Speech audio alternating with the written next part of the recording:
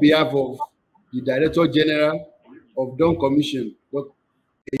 Oyeleye, and the member of staff and management, I'm welcoming you to the Southwest Economic Outlook webinar of 2024. My name is Adesoji Farayibi, and I'm the head of Economic Desk, D.A.W.N Commission.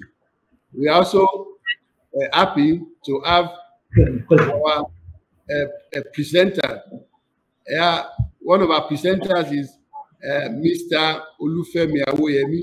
He's the chairman of the board Proshare Nigeria. But this morning, he's being ably represented by Mr. Teslim Shitta-Bey, who is the chief economist and managing editor of Proshare Nigeria. Mr. Shitta-Bey, good morning. We're happy to receive you. Good morning. Good morning, and thank you for having me. It's a pleasure. It's a pleasure. Thank you. So, without wasting much of our time, I want to go into why are we here. Like I said at the beginning, this is Southwest Economic Outlook webinar. It's a forum where we try to analyze the prospects and challenges for the subnationals in 2024. It's going to be an insightful discussion on the economic prospects and challenges, particularly in Southwest Nigeria. We want to look at the overview of the unique dynamics of the region, that's the subnational. We want to explore some of the individual strengths and the shared prosperity, and how do we overcome some of the hurdles that might likely come. We also want to identify the potential growth areas and some of the challenges that we need to address. Also, we want to uncover the investment opportunities. We are looking at learning about promising sectors and industries that are ripe for investment in Southwest region, and also with a focus on attracting both local and international capital. And like we said, we also want to see how we can navigate the challenges, get practical insights on overcoming some of the obstacles, such as infrastructural gap, talent shortage, and some of the volatile global market. So without much ado, we want to go into the first presentation. The first presentation this morning will be taken by Mr. Teslim Shitta-Bey, who is the chief economist and managing editor of Proshare. So, Mr. Shitta. Thank you very much. Thank you very much for your kind words and your introduction. So let me start like this. In Proshare, we have what we call the inverted pyramid model of reviewing economies. First of all, we go through the global trends, then we come to the continental trends, we come to the national trends, then we'll expect to go through the sub-national trends. However, for the purpose of this particular assignment, I want to start with the national trends and look at what precisely are we looking at for the Nigerian economy in 2024. Now, in 2024, the Nigerian economy will grow at a faster pace. We see in Proshare the economy growing at a faster pace than it did in 2023. Our projections or estimates for 2023 was that the Nigerian economy grew between 2.53% and 2.6%. We have seen projections that suggest that it's 2.9%. However, we disagree with these projections. And the reason is quite simple. If you look at Q1, the economy grew at 2.31%. If you look at Q2, that's the second quarter of the year, it grew at 2.51%, and it didn't grow to about 2.54% until the third quarter. So if the economy is going to grow at 2.9%, the assumption is that in the fourth quarter, it actually grew at 4.14%. That, we are sure, did not happen. So our estimate is that for the full year, we should be looking at economic growing, the Nigerian economy growing between 2.54% and 2.6%. Well, inflation rate is currently somewhere at around 28.92%. Now, I'm reading out these figures for us to have a context within which the subnationals are actually operating. If you can see my slides, I said yesterday ended. Today, you are looking at optimism. Optimism is wrapped in the concept of renewed hope of the federal government. And we feel that the narrative of optimism is well placed Because in 2024, we expect that the Nigerian economy should grow between 3.1% and 3.3%, depending on policies of government and depending on direct foreign investments and direct domestic investments. These are issues we'll take up later. There are 5 points of my presentation that I want to have a conversation with the stakeholders here. We'll provide a snapshot of the Nigerian economy in 2024. We'll provide an overview of subnationals in 2024. Then we'll briefly examine the fiscal state of the subnationals. Then we will appraise the regional approach to investment. Then we'll offer our concluding thoughts. So here we see our base figures for what we expect in 2024. In terms of food inflation, we expect the food inflation to be high. And that is a key area of discussion for the subnationals, especially in the Southwest. The southwestern part of Nigeria has the largest arable land in the country. That is a very fundamental point because globally, the country is 38% of total global arable land. And of that amount, the Southwest constitutes the bulk of it. However, we have seen a misalignment between our agricultural output and our income generating capacity from non-oil activity into these conversations. We need to have a resolution on how we realign the agricultural potential of the Southwestern economy with the Nigerian economy and link it to the global economy. And so this is basic. So I talked about our expectations of GDP growth. So we can quickly go over that. And then let's take a look here. If you can see my slides, we're here at the growth and contributions of the various sectors of the economy. We've seen here that the fastest growing part of the economy in 2023 was actually the financial services. That was followed by water supply, sewage and waste, information and communication, which grew at 6.69%. Arts and entertainment and recreation was the fourth fastest growing aspect of the Nigerian economy. It grew at 4.45%. Remember, we said that the average GDP growth rate for 2023 is going to be somewhere between 2.52% and 2.6%. So this is faster. These sectors of the economy grew faster than the average, as well as the construction sector, which grew at 3.89%. Accommodation and food and services grew at 2.93%. Now let's look at this and look at the contribution of these various sectors. Contribution, we're talking about the size of these sectors relative to the total size of the Nigerian economy, or what we could call the GDP. Agriculture is the largest component of Nigeria's GDP. It's roughly 30% of our total annual output comes from the agricultural sector. But when we look at the growth rate of the agricultural sector in the third quarter of 2023 grew at a mere 1.3%. The next largest contributor to our GDP at 16.18% is manufacturing. After that, we have 15% trade. Then information and communication constituted about 13% of the country's GDP as of the third quarter of 2023. But if you look at these contributions and you look at the fastest growing areas of the economy, we begin to see a misalignment between the growth outlook and the contribution of these sectors to the national output. Because if you look at financial service GDP, we can subsume that under services, was basically about 1.6 or slightly less than 2%. This mismatch is at the heart of some of the challenges the Southwestern economies need to address. Here, I've looked at the trade positions, and we're going to quickly go over this. Now, we look at capital importation. If you look at the capital importation data, you find out that capital importation over time has declined in Nigeria. From 2019, capital has not flowed into Nigeria. It has been declining steadily. The moderator had earlier in his introduction talked about foreign direct investment, and I'm talking about domestic direct investment. Foreign direct investment is good, but no foreigner is going to come into your country and invest if he cannot see your own people, your own potential investors putting their money where their mouth is.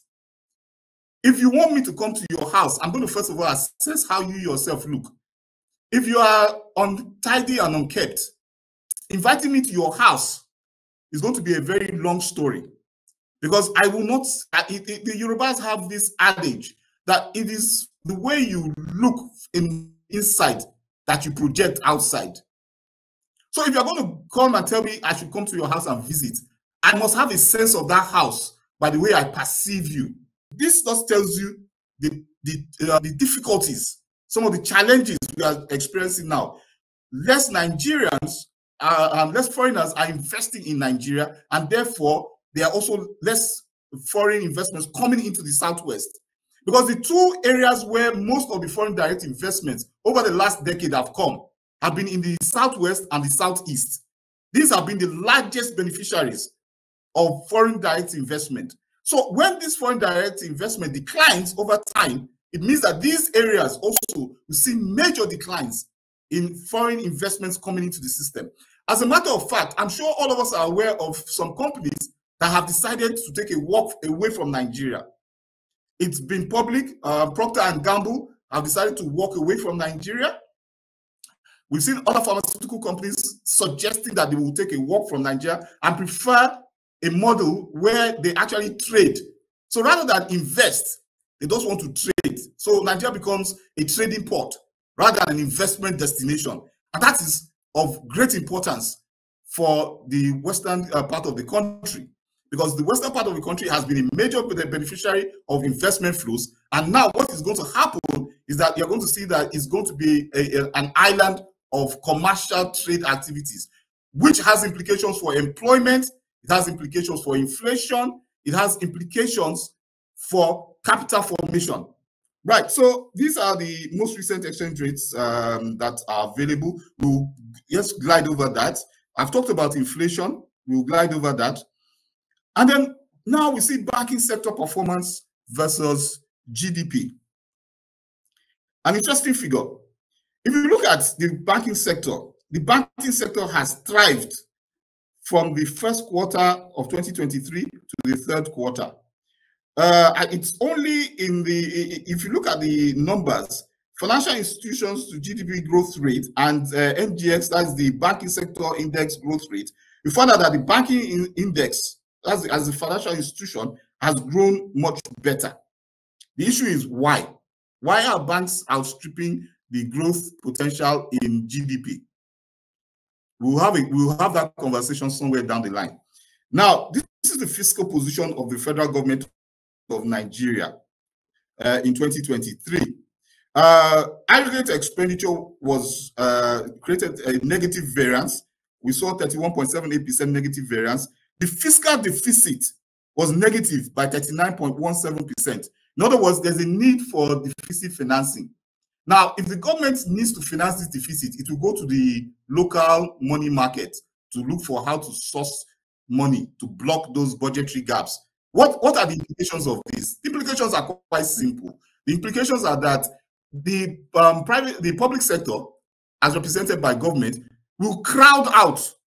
In other words, it will send packing private investors, because we prefer to put their money with the government, where they are sure that they will get their money back, than in private enterprises, where the risks are higher.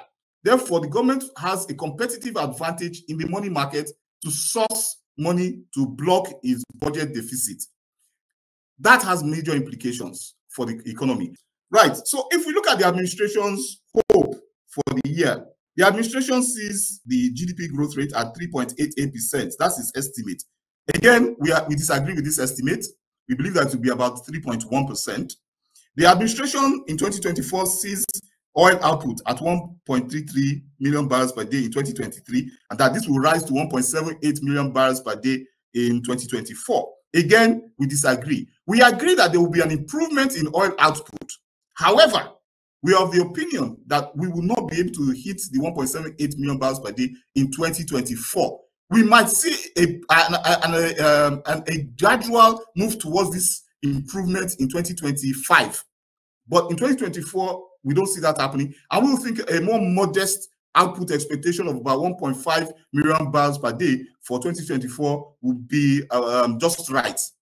Again, the government sees crude oil pricing going down to 77.96 million barrels per day. That we agree with. Basically, because we have already seen Angola, for instance, step out of OPEC, and he has decided that he's no longer going to be part of the OPEC quota. That means that more oil is outside the OPEC control. We see the United States of America increasing oil output. We see Russia because of the Ukraine war, selling oil off official markets. And all those will put downward pressure on oil prices. So $77, $78 per barrel will be just about it. Now, let me go to the subnationals because we have a very short time. I would have loved to go deeper into some of the national issues, but we just go into the subnationals. Let me just state here, I will show you the slides of these subnationals, 6 slides. However, there are some general issues that I need to clear first. First and foremost, the southwestern states need to develop a comprehensive input-output matrix for all the economies of the Southwest. This is extremely vital and urgent. And the reason why Proshare believes this is this. It's very simple. We've seen in a number of parts of the nation, situations where 2 contiguous states have built airports that are very close to each other. And for us, we felt that that wasn't an optimal use of resources of the individual states. And let me just give you an instance as it relates to the Southwest, for instance. In Proshare, our argument is this. Lagos should be a blue economy, providing shipping and other services for the whole Nigeria, yes, but in particular for products of the Southwest. Now, the Southwest should be looking at Lagos and saying, you know what, Lagos, you are a financial center. Lagos, you are opportunity to import and export. So everything that is required to optimize those operations, we will support you to do that. Now, Lagos will say, okay, fine, I will handle the blue economy, make sure that you have the best seaports for import and export, cut down delivery times for our operations, in collaboration with the federal government, of course. See how we can do that, while at the same time seeing how we can enhance your financial situation digitally. In Proshare, we have a concept, governance as a service. This is not a highfalutin concept. It's a very simple concept. It's a concept that looks at, can I process everything I need as a farmer from my farm gate to the ports digitally? Can I cut out all the roadblocks that will typically exist in the Southwest for handling farm products? And let me give you a simple example. We have had instances where to move goods from Kano to Ondo, you require 72 tickets. Each ticket has a cost ranging from 1,000 to 5,000 naira. Now, because of that cost, the several roadblocks along the way lead to a situation where the supply chain creates a problem for quality and pricing. The same that I'm talking about that happens between Kano and Ondo, it also happens within the D.A.W.N area.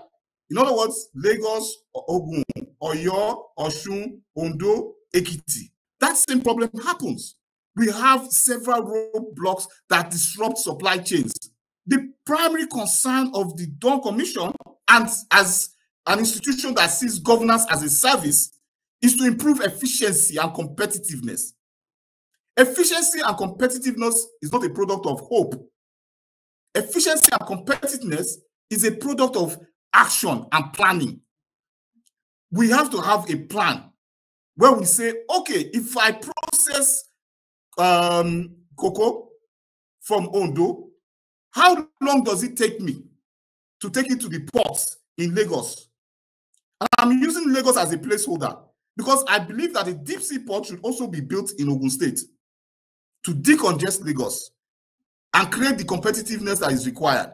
One of the most efficient ports in the West African sub-region is in Benin Republic, which the argument is that that is also part of Odua. But that is neither here nor there. But the truth of the matter is that those that are within the Nigerian nation, we should have those deep sea ports, and we should have a benchmark for delivery from farm gate to the blue economy, where we export finished products, processed finished products, and import raw materials where necessary. Like I said, if you look at the economies of the Southwest, I'm going to flip through some of these charts so you see what I'm saying before I come back to Lagos. Here, this is Ogun. This is Oyo. This is Oshun. This is Ondo. And that is Ekiti. One notable thing that you find here is that you are going to struggle to find the linkages between these various economies. The linkages are weak. We need to identify those linkages. And once we identify those linkages, look for a way of strengthening those linkages to improve region-wide efficiency and productivity. What are the implications of this? Lagos State is the 6th largest economy in Africa. On its own, it's the 6th largest economy. If it was a country, you'll be looking at between the 5th and 6th position for Lagos State. So you can imagine if you now multiply that several folds with the other states, the other 5 states in the Southwest, you can imagine the relative size of that region on the African continent. The D.A.W.N area can drive growth in Africa. That's the point I'm making. It's not a national issue. It's a competitiveness issue.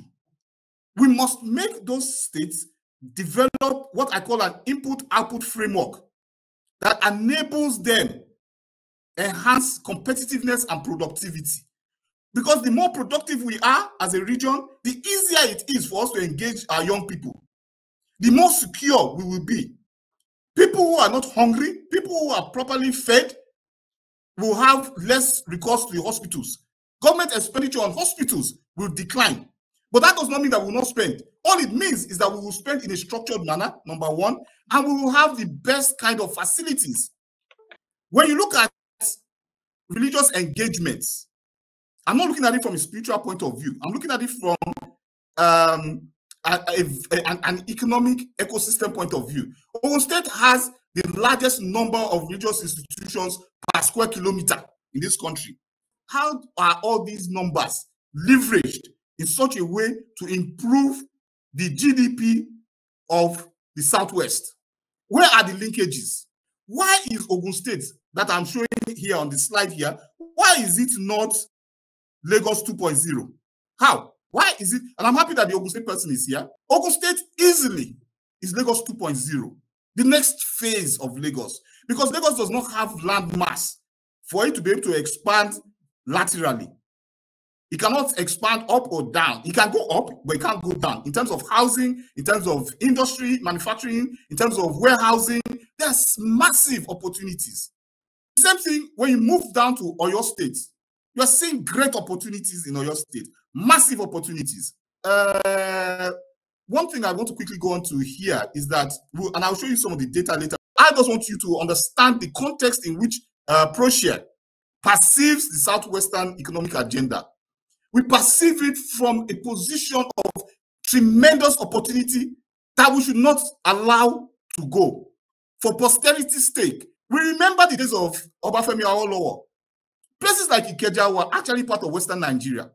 And those were industrial centers. Ilukweju in Lagos was an industrial center. Ikeja was an industrial center. Industries were thriving and going up everywhere. And there were businesses between all the states in the Southwest. We had Oyo, even Ogun and Oshun massively involved in agriculture. Don't forget, some of the buildings we have that are iconic buildings today were built off the back of agricultural activity. Cocoa House Ibadan. What that tells us is this, on this particular point, what that tells us is that we need to identify the key drivers. We don't need to do everything, but the few that we do it well. Why is there not a rail track that goes from Lagos around the whole D.A.W.N states? Not necessarily for only human passenger pickups, but mainly for cargo. So that in terms of time and in terms of costs, we are becoming more efficient. We are becoming competitive. The world is moving towards a position of competitiveness. Artificial intelligence, AI, generative artificial intelligence, is not just about fashion and fad. It's about improving processes. If you don't improve your business processes, if you don't drive your economy efficiently, nobody is going to wait for you. The world is not waiting for Nigeria or the southwestern part of the region to be competitive. It's expecting that you should know that you need to be competitive. Therefore, our argument here today is that we need to do a comprehensive regional plan, assessing not only the budgets of the states, but also the assets available to these states. In Proshare, we have continuously made the argument for what we call financialization. What does that mean? Every state in the Southwest has idle assets. Every state. For instance, if you go to the J4 Forest in Ogun State, for instance, you will see that there's the paper mill, paper mill, dead as a dodo. Nothing is happening. 50, you have a power plant, you have a jetty, you have 50 3-bedroom houses, bungalows, all idle. Nothing happening. Other parts of this, in Ogun State is just one of those things because it's in close proximity to Lagos. So I have familiarity with some of the projects that are a bit idle, but it's in every single state. Can we decide that, you know what? Yes, go and have a list of all projects, assets that are idle in the southwestern region. And once we have identified these assets, just create an opportunity for us to create what we call a deal room. In that deal room, we will advertise those projects. Come and invest in these projects as is. Because see, just like the federal government has a revenue constraint, the same thing is happening to the states. So the dependency is not on the state income statement, that is revenue and expenditure. What we need to leverage at this point in time, as Dr. Ayoteriba will tell us, is our assets, our balance sheet. Those states in the western region of Nigeria need to assess their balance sheets. Once we have assessed them, identified idle assets, we can now come together in the commission and say, okay, let us drop a plan for us to financialize these assets. The only thing the states in this region will need to do is to provide licenses. When you provide the licenses in collaboration with the federal government, of course, provide the licenses, people will come in and bring their money. But to do that, like I said, you have to make sure that your house is tidy. That tidiness means that you have to ensure security. You should ensure security. We have done a great thing. Amotekun. Fantastic and brilliant idea. And I'll be rounding up here. It's a fantastic and brilliant idea. But we need to activate it in such a manner that it is purpose-driven. It is not just about the social aspects of Amatekun. It's about the economic benefits of Amatekun. About creating employment in the security subsector, that's number one. But more importantly, creating an enabling environment where direct domestic investors and direct foreign investors can come and feel safe in the southwestern region of Nigeria and put their money in. I can assure you, because Proshare has also done extensive work and had extensive conversations with foreign investors as well as domestic investors on the issues of investment in the southwestern region. And we know that the opportunities are bright, the enthusiasm is very keen and sharp, but we have to do the first things first. And in that light, I want to thank everybody who's listening to me. I just wanted to give us, from the perspective of Proshare, context in which we can make the Southwest region one of the fastest growing economies in Africa, and perhaps the second largest economy on the continent. Thank you very much, ladies and gentlemen.